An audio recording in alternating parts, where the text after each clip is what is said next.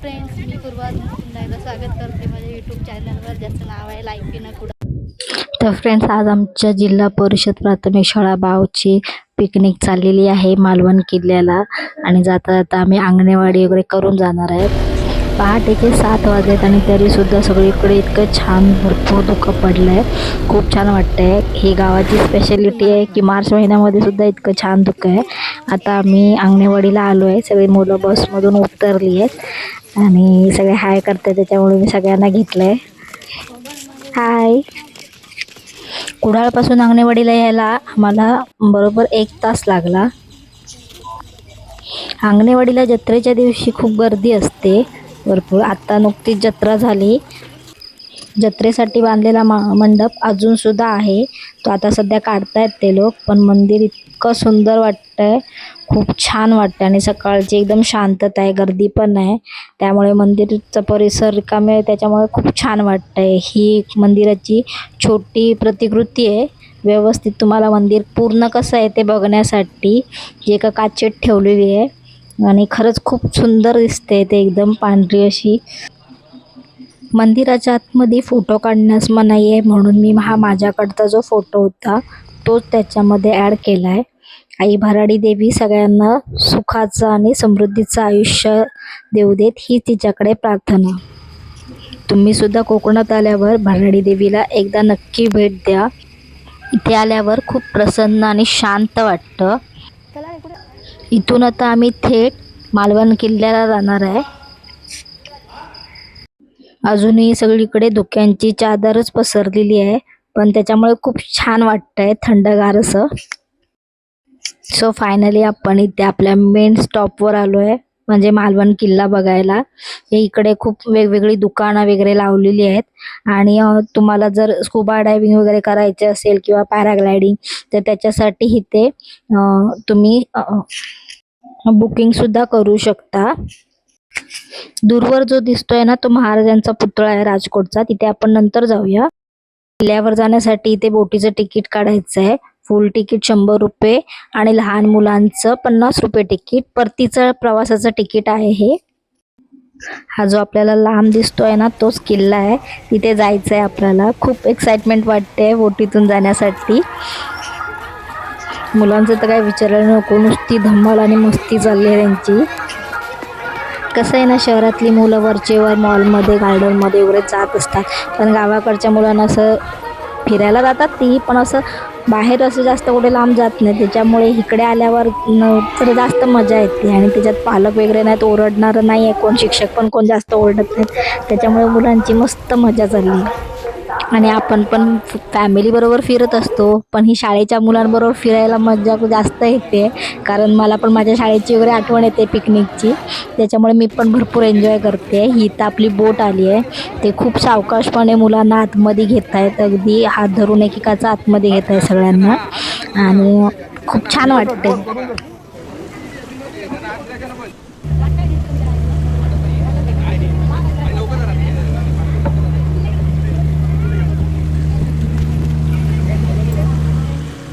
बघा इकडे, बघा सगळ्यांनी, बघा तिकडे, इकडे बघा सगळे.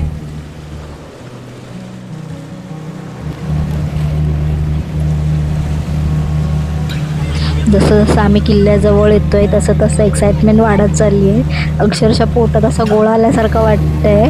महाराजांच्या किल्ल्यावर आपण जाणार म्हणजे, जिथे पहिल्यांदा महाराज कधी काळी एकेकाळी येऊन गेले त्या ठिकाणी जायचं म्हणजे खरंच खूप खूप भारी वाटतंय. हे जे तुम्हाला आता दिसत आहेत ना, हे गोल गोलवाले, ते हे नंतर बांधकाम केलेलं आहे. किल्ल्यावर पाणी आदळत होतं म्हणून ते सुरक्षितेच्या ह्याच्यानुसार ते बांधलेले आहेत नुकते.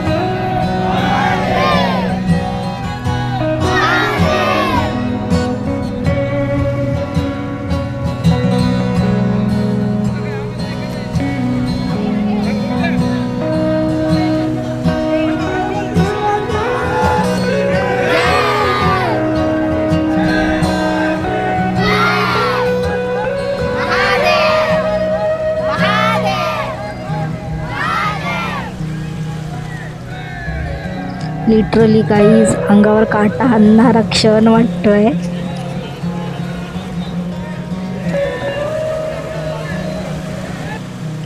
हे गडाचं मुख्य प्रवेशद्वार आहे. इथून आता आपण आतमध्ये गडात जाणार आहे.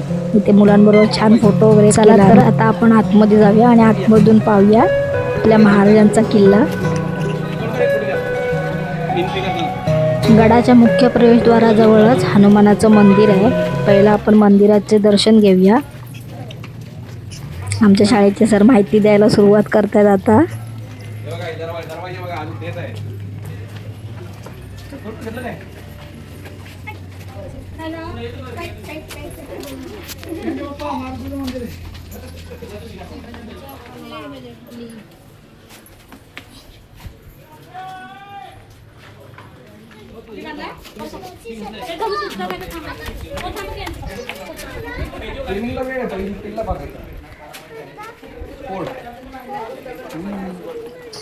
इथे आल्यावर इथे वेगवेगळ्या ठिकाणी फलक लावलेत जेणेकरून आपल्याला सगळा किल्ला बघायला व्यवस्थित माहिती कळेल. आणि जर तुम्हाला गाईड हवा असेल तर गाईडसुद्धा आहेत इथे. गड फिरण्यासाठी सुद्धा इथे तिकीट काउंटर आहे. पहिलं नव्हतं, आता ते नवीन चालू केलं आहे. आपण तिकीट काउंटरवर तिकीटसुद्धा घेतलं आहे.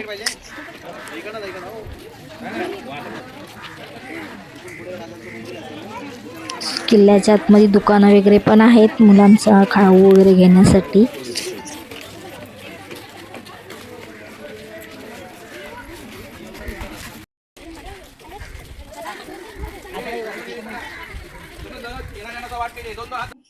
तुम्हाला आता जे दिसतंय ना ते महाराष्ट्रातलं एकमेव शिवाजी महाराजांचं मंदिर आहे जे मालवण किल्ल्याच्या आतमध्ये आहे.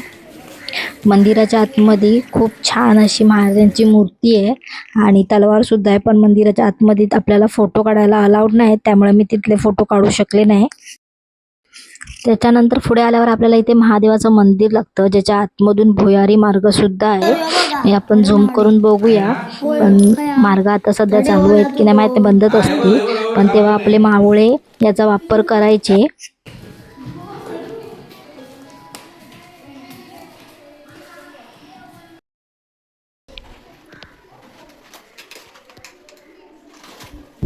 महादेवाचं दर्शन करून झाल्यानंतर आपण इथे बाहेर आल्यावर पुढे गेलो ना का आपल्याला अशी 3 विहिरी दिसतात ज्याच्यामध्ये दही बाव, साखर बाव आणि दूध बाव अशा 3 विहिरी आहेत. त्या पुऱ्या तेव्हाच्या आता सुकल्यात, त्याच्यात पाणी नाही आहे.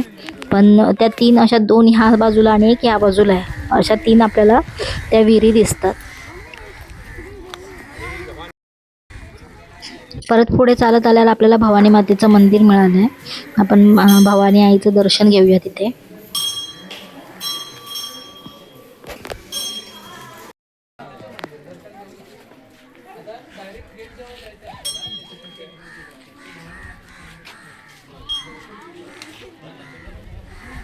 तिथून पुढे आलं ना का हे इथे काहीतरी बुरुज सारखं असं बांधलेलं आहे, म्हणजे ज्याच्यावर उंच येते ज्याच्यावर आपण चढून संपूर्ण किल्ल्याची टेहाळणी करू शकतो. तेव्हा अशी खूप हुशार लोक होती, त्यांनी असं संपूर्ण किल्ला पाहण्यासाठी याची सोय केली होती आणि शत्रूंवर लक्ष ठेवण्यासाठी सुद्धा. इथे उभं राहून संपूर्ण किल्ला बघायला असलं भन्नाट वाटतंय माहिती आहे, भारी वाटतंय एकदम. Lost track of time, don't know how to feel, but I'm not sorry. I'm lost in your eyes, are you even real? But don't you worry, I'm not looking for the one. No, I just wanna have some fun. So let's get drunk tonight, 'cause what can we feel? But for now I won't give it all away, 'cause I don't think I'll stay.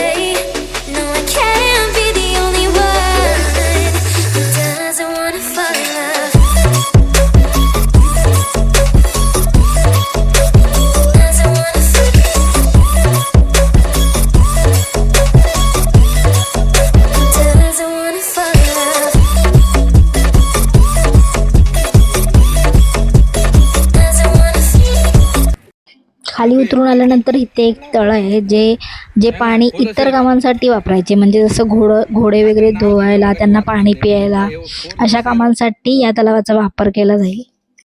आता आपण वरती तटबंदीवर जाऊया, म्हणजे तिथून आपल्याला पूर्ण किल्ला असा छान बघायला मिळेल आणि फिरायला मिळेल. पूर्वी या जागेचा वापर कदाचित शत्रूंवर लक्ष ठेवण्यासाठी करत असतील बहुतेक, कारण त्याचं बांधकाम तसंच दिसतंय इथे. इथून बसून आपण लांबपर्यंत बघू शकतोय समुद्रामध्ये.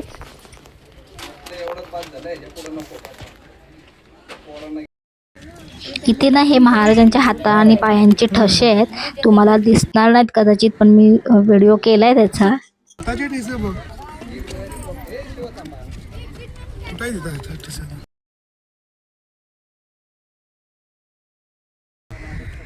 तुम्ही सुद्धा कोकणात आलात का मालवण किल्ल्याला नक्की भेट द्या, खूप छान वाटतं इथे. फक्त जरा तटबंदीवरून फिरताना जरा सावधगिरीने जायला पाहिजे, कारण आपल्याला सवय नसते अशा उंच याच्यावरून जाण्याची, आणि रस्तासुद्धा खूप अरुंद आहे, त्याच्यामुळे जरा एका साईडने चालावं लागतं आहे. आत्ता इथे एक छोटी मुलगी जराशी अशी घसरली तर सगळ्यांचं एकदम काळी जसं हे झालं तिला असं बघून. लहान मुलगी होती ती, पडणार असती.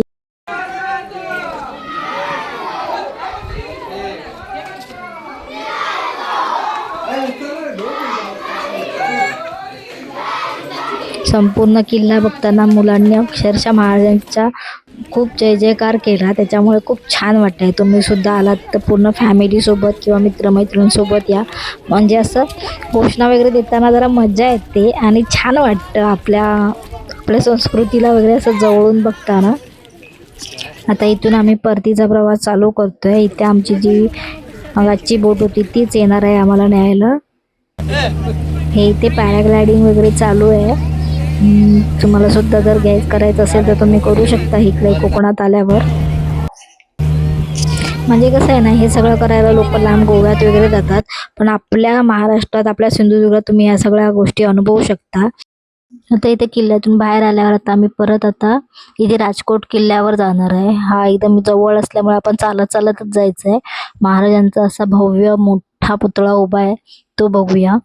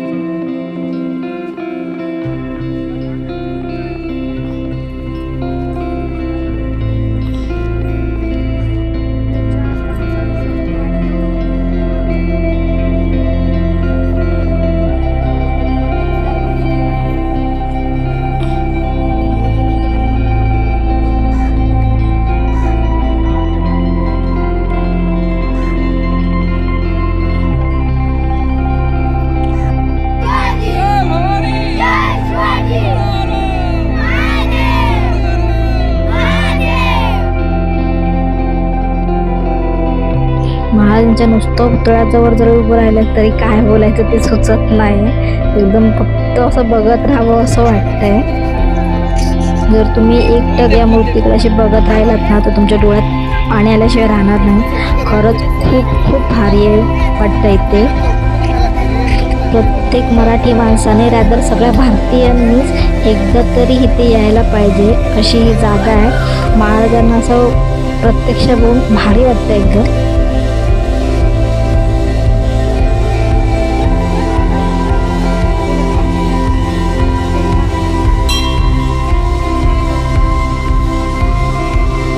तिथून पुढे ना 10 मिनिटाच्या अंतरावरच एक गणपतीचं मंदिर आहे, जो सोन्याचं गणपतीचं मंदिर, म्हणजे जी मूर्ती आहे ती सोन्याची आहे.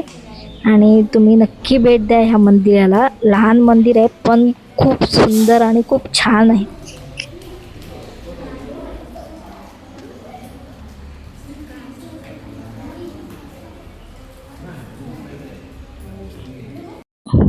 हा आमचा पुढचा स्टॉप आहे, ब्रह्मानंद स्वामी समाधी स्थान. इथे ब्रह्मानंद स्वामींची समाधी आहे. ही जागा खूप शांत आणि एकांत अशी आहे. म्हणजे इथे तशी माणसं वगैरे कोण जास्त नाही आहेत. त्याच्यामुळे आम्ही मुलांना जेवणाचा डबे खायला इथेच घेऊन आलो आहे. कारण कोण जास्त नसल्यामुळे छान वाटतं इथे शांत ठिकाणी. हे जे तुम्हाला पाणी दिसतंय ना, हे प्यायचं पाणी आहे आणि झऱ्याचं आहे. त्याच्यामुळे शुद्ध आणि चांगलं पाणी आहे. फक्त त्यांनी सूचना लिहिल्यात की पाण्यामध्ये हात वगैरे घालायचे नाहीत, हातपाय धुवायचे नाहीत आणि पाणी घेताना ग्लासमधूनच घ्यायचे. त्यांनी तिथे ग्लास वगैरे पण ठेवलेले आहेत. म्हणजे खूप चांगली काळजी घेत आहेत तिकडे. समाधी आहे त्यांची. ही समाधी. आणि हा मार्ग आहे तो इकडे आहे. हा भुयारी मार्ग का? हा जो इथून आहे ना, तो भुयारी मार्ग सिंधुदुर्ग किल्ल्यात बाहेर पडतो. हा जो तुम्हाला भुयारी मार्ग दिसतोय ना, तो थेट सिंधुदुर्ग किल्ल्यात जातो. म्हणजे आपण जे महादेवाचं मंदिर बघितलं होतं ना, तिथे तो भुयारी मार्ग होता, तो इथे अटॅच आहे. म्हणजे इथून मालवण किल्ला जवळजवळ 3 किलोमीटरवर आहे. एवढा लांब भुयारी मार्ग. किती आपले भारी मावळे होते तेव्हाचे, ज्या भुयारी मार्गातून ये जा करत होते. आणि आपण हे आपल्या मुलांना खरंच दाखवलं पाहिजे. म्हणजे तेव्हाचे जे म्हणजे ते आर्किटेक्चर होते, जे जास्त शिकलेले पण नसतील तरी सुद्धा त्यांनी हे सगळं बनवलं. खरंच हॅट्स ऑफ आहे त्यांना. इथे जे बाजूला पाणी आहे ते तुम्ही बघू शकता. आतील मासे सुद्धा अगदी आपल्याला स्पष्ट दिसत आहेत. इतकं स्वच्छ पाणी आहे आणि ते पिण्यासाठी आहे. म्हणून त्याच्यामध्ये मुलं हातपाय वगैरे बुडवणार नाहीत किंवा पाणी खराब होणार नाही याची काळजी सर्व शिक्षकांनी घेतली. हा पाझरते का? मोठा आहे, नुसतं पाझर नाहीये. हा हा बारीक नळासारखा आहे सगळी बाजू एवढ्या भागात. हा हा म्हणजे तुम्ही बघू शकता असं कंटिन्यू पाणी येत आहे तिथून. सगळं पियायचं पाणी आहे.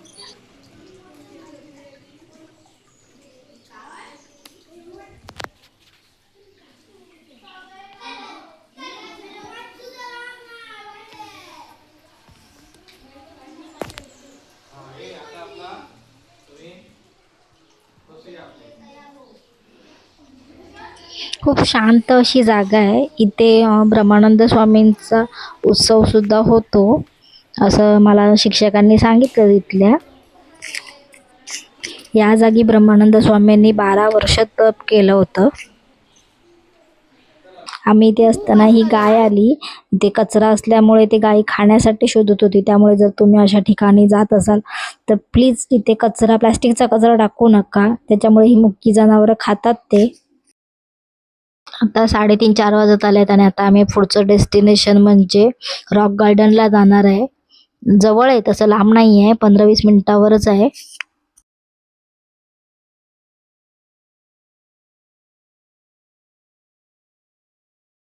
हे मालवणचं रॉक गार्डन आहे. इथे मुलांनी मस्त खेळले आहेत भरपूर. एवढं दिवसभर फिरून सुद्धा ती दमली नाही म्हणजे हे विशेष आहे.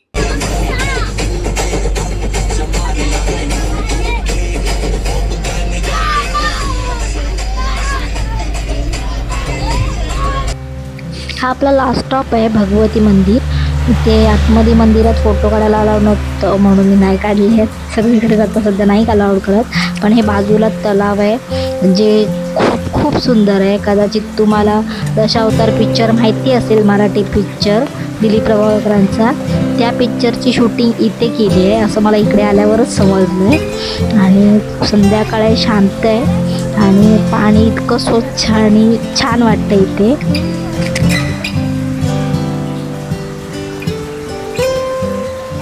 इथे जर तुम्ही पायरीवर असे पाण्यात पाय सोडून जर बसलात ना तर ते छोटे छोटे मासे येतात तुमच्या पायाजवळ. जी शहरांमध्ये लोक फिश थेरपी ट्रीटमेंट म्हणतात, फिश ट्रीटमेंट पेडिक्युअर जी म्हणतात ना, ती ते आपोआप फ्रीमध्ये होते तुम्हाला. त्याच्यासाठी तुम्हाला काही खर्च करायचा नाही आहे. शांत असं फक्त पाण्यात पाय सोडून बसून राहायचं आहे आणि मस्त आहे. फक्त माझ्या पायाजवळ जास्त मासे येत नाहीत कारण माझ्या जी बाजूला मुलं बसली आहेत ती खूप पाणी हलवत आहेत आणि यायला देत नाहीत माशांना जवळ. जर तुम्ही नीट निरखून बघितलं तर तुम्हाला असे छोटे छोटे मासे दिसतील. खूप शांत आणि खूप मस्त वाटणारं ठिकाण आहे हे. तुम्ही सुद्धा आलात तर नक्की या आणि माझा आजचा व्हिडिओ तुम्हाला कसा वाटला हे मला कमेंटमध्ये नक्की सांगा. जर व्हिडिओ आवडला तर लाईक करा आणि माझे नवीन व्हिडिओ बघण्यासाठी चॅनलला सबस्क्राईबसुद्धा करा. मला माहिती आहे हा व्हिडिओ टाकायला मी थोडा जास्त वेळ घेतला आहे, मध्ये जरा माझी तब्येत वगैरे ठीक नसल्यामुळे, पण हे एक्सक्यूज झालं. पण याच्या पुढे मी रेग्युलर व्हिडिओ टाकते आणि तुम्ही प्लीज बघा आणि लाईक करा. आणि या मे महिन्याच्या सुट्टीत नक्की कोकणात भेट द्या. येवा कोकण आपलाच असा छान वाटतं कोकणात. मस्त सुट्ट्या एन्जॉय करा सगळ्यांनी आणि आपण लवकरच भेटू एका माझ्या नवीन व्हिडिओमध्ये. तोपर्यंत बाय.